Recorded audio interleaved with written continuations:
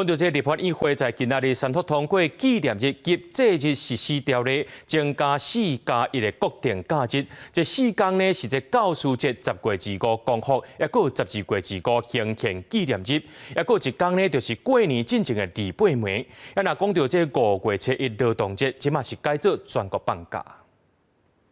纪念日及节日实施条例制定通过。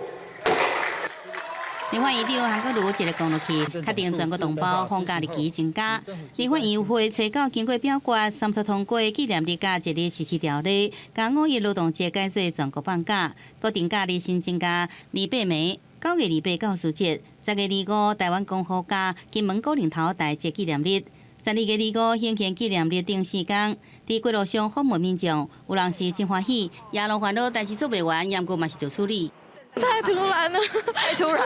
对，从天而降5天假期，很棒。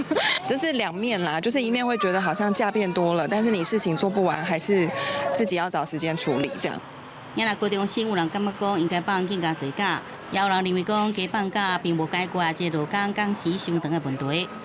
放假当然是好的，但是我们需要深究的是更深的劳权问题，而不是只有放假而已。我觉得放5天有很多时间可以做自己喜欢的事情。我觉得应该每个月都要放5天才对。表决决定，在野党立委也限假互民众，固执费官伤过操劳。民进党是靠西国民党乱定假日救罢免。 也若10年来一直要求政府行7天国定假日的劳工团体，是对投下赞成票立委表达感谢。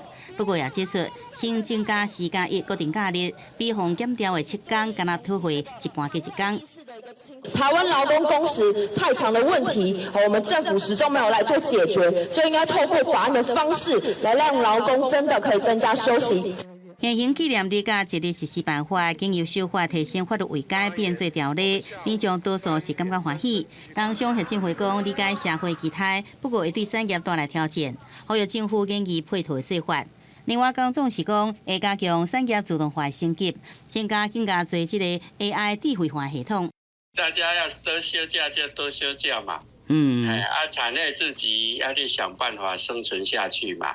三读条文也明定，纪念日甲节日实施条例实施日期对总统公布日实行，全国民众尽可能下半年会使加放3天的假，包含9月28教师节、10月25光复节，也有12月25的行宪纪念日。